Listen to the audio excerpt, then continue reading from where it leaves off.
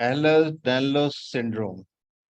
आप थोड़ा ना इजी भाषा में ये, या कनेक्टिव तो ये टिश्यू। मुझे या तो उसको डिफाइन कर दो, या तो आपकी प्रॉब्लम आपको क्या फील हो रही है वो बताइए, वो सबसे अच्छा तरीका है।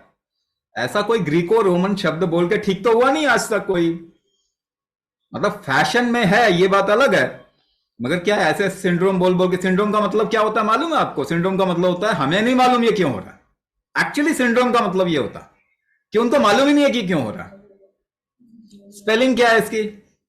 या तो आप लिख दीजिए आपको प्रॉब्लम क्या आ रही है, सीधी सी बात। आपके एक्सपीरियंस में जो प्रॉब्लम है सबसे फर्स्ट क्लास डायग्नोसिस होता है।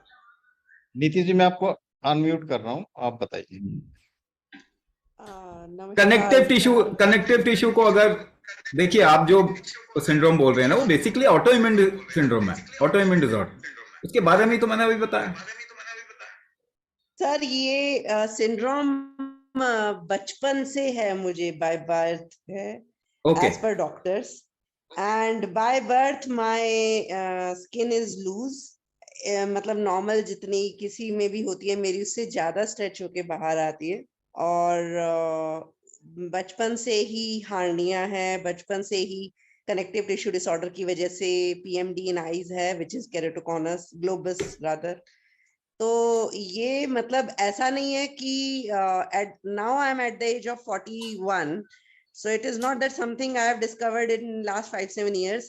It is something that I have been diagnosed since my birth.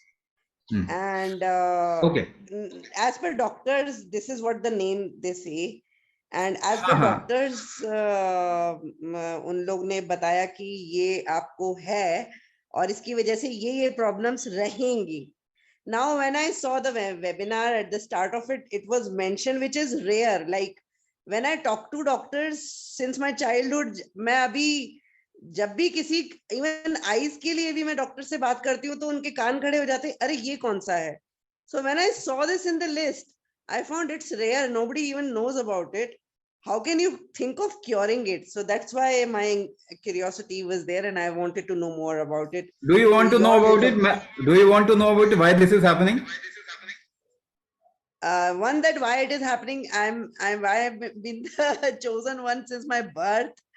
And second is, since I have been chosen one since my birth, I have been dealing with many things since my childhood.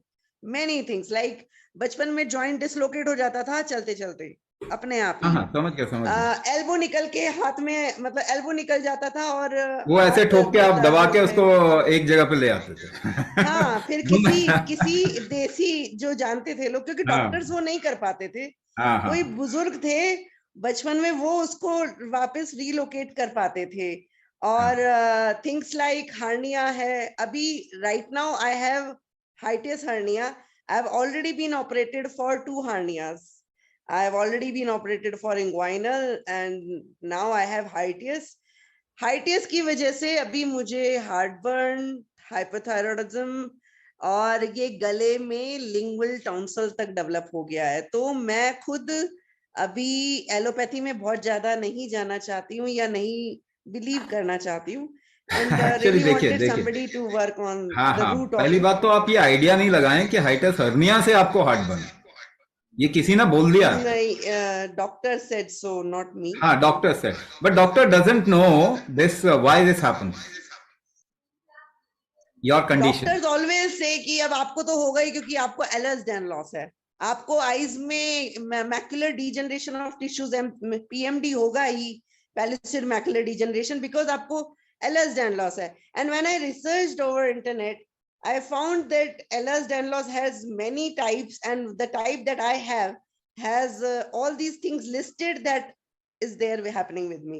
आपका सही question है कि मुझे क्यों एलर्स डेनलॉस है, ये किससे पूछा आपने? सर वो तो बाय बर्थ बोलते हैं, इट इज जेनेटिक डिसऑर्डर, अब वी कांट देखिए, डू नहीं बाय बर्थ क्यों है?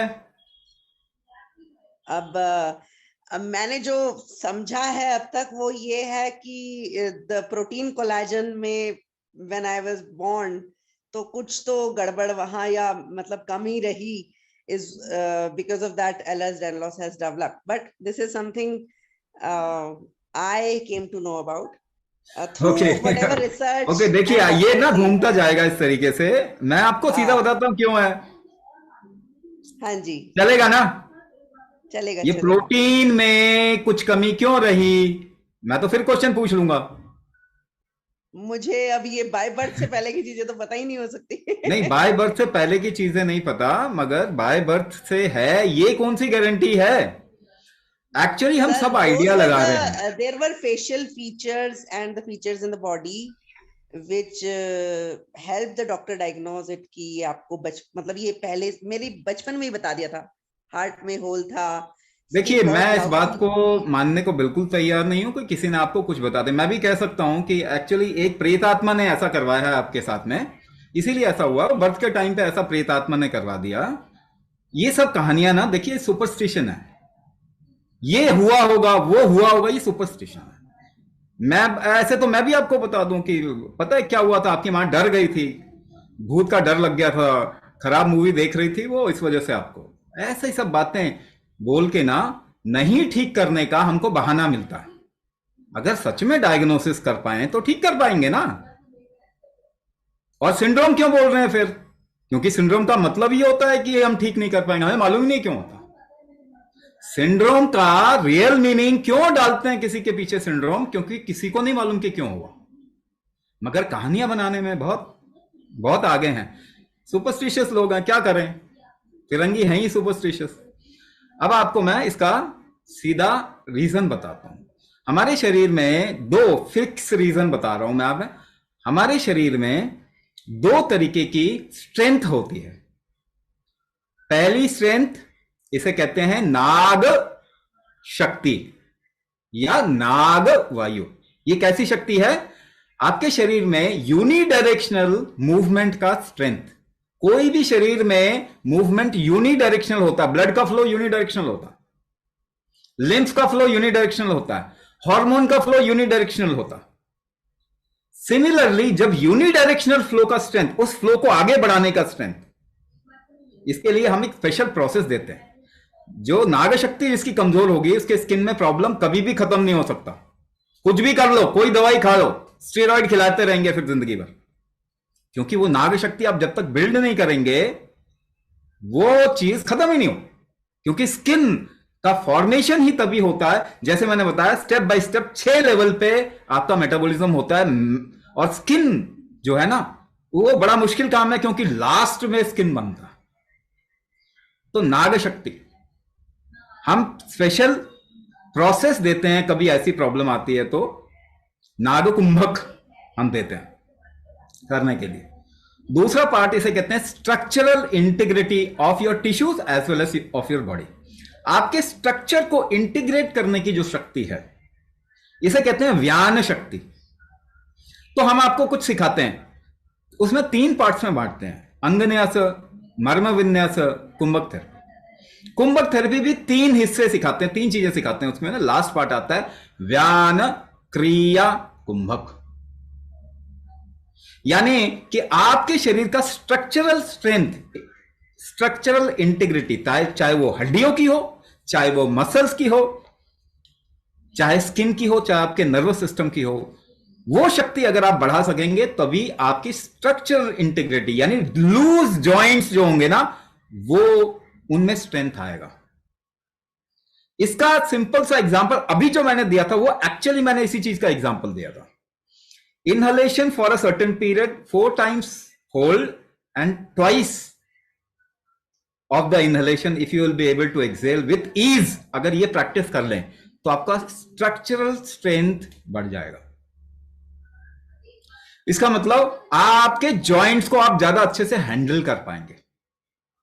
कितना बढ़ा पाएंगे ये स्ट्रेंथ डिपेंड करता है आप कितना कमिटेड हैं, कितने लंबे समय की बीमारी है आपकी, कितना आपका मोमेंटम है डिजीज का, कितनी दवाइयां खाई हैं आपने इस अपने शरीर को नुकसान करने के लिए, तो उस पर डिपेंड करेगा कितना टाइम लगेगा आपको पूरा रिकवर करने में। मगर आप रिकवर कर सकते हैं, ये मैं बताना चाह रहा हूं। तो अगर हम ये नाग शक्ति आपके बॉडी की ठीक कर दें तो आपका स्किन का फॉर्मेशन अच्छा हो जाएगा। तो स्किन का इश्यू जो होगा वो स्लोली, लेकिन स्किन का इश्यू हमेशा टाइम लेता है, ये स्लोली स्लोली रिकवर होगा। अच्छा, केवल यही स्किन का हम एड्रेस नहीं कर रहे, हम आपके रीजनरेटिव स्ट्रेंथ को भी बढ़ा रहे हैं, हम आपका मेटाबॉलिक स्ट्रेंथ बढ़ा रहे हैं। सीधा सीधा अगर कोरिलेट करना चाहें तो हम आयुर्वेद में कहते हैं जठर अग्नि, डाइजेस्टिव स्ट्रेंथ को क्या कहते हैं? जठर अग्नि। अग्नि यानी हीट है ये एक तरीके से। आप कुंभक करें कुछ देर, उसके बाद देखेंगे आपको पसीना आने लग जाए। जो बॉडी की हीट प्रोड्यूसिंग एबिलिटी, जो मेटाबॉलिक स्ट्रेंथ थी, उस पर हम काम करने लगे। After certain period of time आप देखेंगे आपके सिम्टम खत्म हो जाएंगे, जो मेटाबॉलिक डिसऑर्डर के हैं वो सिम्टम कम हो जाएंगे। आप लेवल चेक करोगे फिर गड़बड़ा। सेम, जरूरी नहीं कि हर एक का लेवल हमको खींच के नीचे ही लेके आना है, जीना मुश्किल हो जाएगा। ब्लड प्रेशर आप कम कर लीजिए, आप हाथ में ग्लास नहीं उठा पाएंगे, पकड़ आपकी खत्म हो जाएगी। तो हम आजकल सब कुछ कम करने की कोशिश कर रहे हैं, यानी अपने जीवन को ही हम बिल्कुल बौना बनाने की कोशिश कर रहे हैं। That is not the right thing. आप टॉलरेंस बढ़ाइए, आप अपना रिकवरी स्ट्रेंथ बढ़ाइए, उसके बाद आप कुछ भी करिए, कुछ भी खाइए, आपको प्रॉब्लम नहीं आएगी। तो वो भी बढ़ा रहे हैं, मेटाबॉलिक स्ट्रेंथ भी बढ़ाएंगे। होलिस्टिक अप्रोच होना चाहिए। तो एक तरफ जैसे कि आपका लिवर बिना हार्ट के काम नहीं करता, आपका हार्ट बिना किडनी के काम नहीं करता, आपका किडनी बिना लंग्स के काम नहीं करता। तो एक होलिस्टिक अप्रोच भी होना चाहिए, साथ में एक स्पेसिफिक अप्रोच, एक प्रिसाइज अप्रोच भी होना चाहिए। ये दोनों को हमने कंबाइन करके मॉड्यूल बनाया।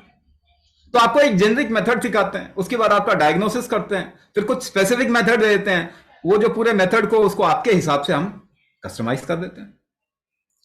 ये कुछ समय तक अगर आप प्रैक्टिस करेंगे तो आपके कई सारी प्रॉब्लम आप देखेंगे जो आपको मालूम भी नहीं है। शायद ऐसे लोग आते हैं कहते हैं इसके लिए मैंने ये ज्वाइन भी नहीं किया मगर ठीक हो गया, क्योंकि हम आपके पूरे सिस्टम को रिजुविनेट करने की कोशिश कर रहे हैं। और आज के समय पे जब हर चीज आपके सिस्टम को बिगाड़ने की कोशिश कर रही है तो आपको कुंभक कंपलसरी करना चाहिए, क्योंकि आप कुछ भी खा के तो ठीक नहीं हो सकते। आप अच्छा भोजन करके मैराथन तो नहीं दौड़ सकते ना। तो आपकी जो body fundamental strength of the body है उसको तो बढ़ाना ही पड़ेगा, उस पर जरूर काम कीजिए। जब आपका भोजन भी आपके शरीर को बिगाड़ रहा है, आपकी दवाई आपके शरीर को बिगाड़ रही है, आपका एनवायरमेंट शरीर को बिगाड़ रहा है, आपका लाइफस्टाइल शरीर को बिगाड़ रहा है, तो इसको वापस से रीस्टैब्लिश करने की जरूरत है। वो हम कर रहे हैं। और इतना मैं आपको बता दूं, इस तरीके की जो भी प्रॉब्लम शायद जिसका समझ भी नहीं है, मैं स्पेसिफिक बताया मैंने, आपको शायद समझ में नहीं आया क्योंकि आप ट्रेंड नहीं हो इस चीज में। मैं कहूंगा ये नाग शक्ति, आपने कहा ये कहां पे है, ये मैंने पढ़ा ही नहीं। पढ़ाई से कोई थोड़ी ठीक हो जाता है, नाम रखने से थोड़ी ठीक हो जाता है कोई। ये मैं बार बार आपको बताने की कोशिश कर रहा हूं, आपके सिम्टम चले जाएंगे। एलएस डैनलोस बोल के कोई थोड़ी ठीक हो जाता है, ये तो फैंसी टर्म है, नाम रख देते हैं। केवल ग्रीको रोमन लोग हैं, वो शब्द रखना चाहते हैं, वो नाम रख देते हैं, मगर ठीक नहीं कर पाते। तो ये दो चीजें अगर आप बढ़ाएंगे, आप देखेंगे आपको बहुत सपोर्ट मिल जाएगा, आपकी बॉडी बहुत रिकवर कर जाएगी इस स्थिति से। अच्छा, इसके अलावा हैविंग सेड इट, इसके अलावा जेनेटिक डिजीज है जी, तो जेनेटिक चेंज नहीं होता क्या? हम कहते हैं कि भाई डायबिटीज जेनेटिक है। 100 साल पहले आपके पूर्वज को डायबिटीज थी क्या? 2 जनरेशन पीछे जाके देखिए, थायराइड था क्या? आपकी दादी नानी को थायराइड था? तो आपको क्यों हो गया? हो सकता है आपकी माताओं को, मगर जेनेटिक्स तो हमने बनाया। और 99% of the genetics can be changed. ये मॉडर्न रिसर्च है, इसे एपीजेनेटिक्स कहते हैं। मगर कैसे करेंगे? उसमें भी 2 अप्रोच है। एक अप्रोच क्या है जो मॉडर्न साइंस ले रहा है? क्या ले रहा है? Genetic engineering. ठीक है, ये टर्न ले रहा है। Again a very very great blunder, मैं अभी बता रहा हूं। हिंदुस्तानियों को, भारतीयों को साइंस में आगे आना पड़ेगा, क्योंकि साइंस केवल भारतीय हैंडल कर सकते हैं, फिरंगी नहीं हैंडल कर सकते। जेनेटिक इंजीनियरिंग या स्टेम सेल थेरेपी जिसे आप कहते हैं ना, ये पूरे ह्यूमन जीनोम को डिस्टॉर्ट कर देगा। वो हो ही चुका है। पिछले 100 साल में अगर देखें तो मानव जेनेटिक्स डिस्टॉर्ट हो ही चुका है, उसको और डिस्टॉर्ट कर देगा। दूसरा तरीका क्या है? आप नेचुरल ट्रिगर दीजिए स्टेम सेल्स को जो आपके शरीर के अंदर है। शरीर के अंदर ट्रिगर आप कैसे देंगे? कुंभक एक तरीका है जिसको मैं कहता हूं एपिजेनेटिक ट्रिगर। इसी से आपके कर्म बनते हैं, इसी से आपकी जेनेटिक्स बनती है, तो इसी से आप जेनेटिक्स बदल भी सकते हैं। आप एफर्ट डाल के ही जेनेटिक्स बदलते हैं। कुंभक इंटरनल एफर्ट है, इसीलिए ये एपिजेनेटिक ट्रिगर है। तो क्या जेनेटिक्स बदल सकता है? 100% बदल सकता है। मगर आप दर्द की दवाई का इंप्रेशन लेके मत बैठिए कि आपने पिल खाया 30 मिनट के अंदर चीजें ठीक हो गई। दर्द की दवाई के अलावा कौन सी दवाई काम करती है बता दीजिए। इंप्रेशन हर चीज का हमारे को दर्द की दवाई का ही है। तो 30 मिनट में ना तो शरीर पैदा होता है और ना शरीर बढ़ता है, तो आपको इसको टाइम देना पड़ेगा। जितना हमने इसको डिविएट कर दिया, पुश कर दिया, टॉर्चर कर दिया, उससे निकालने के लिए भी आपको थोड़ा टाइम देना पड़ेगा। आम खाना है तो 5 साल बीज लगाने के बाद में हमको वेट करना पड़ता है। हाइब्रिड आम खाएंगे तो बीमार हो जाएंगे, जेनेटिकली मॉडिफाइड आम खाएंगे तो बीमार हो जाएंगे, फिर कौन ठीक करेगा? तो वैसे ही आपके शरीर पे काम करना सबसे जरूरी पार्ट है इस वक्त में, क्योंकि आप बाकी चीजों का डिविएशन रोक नहीं सकते और ये आपकी जिंदगी को बदल सकता है।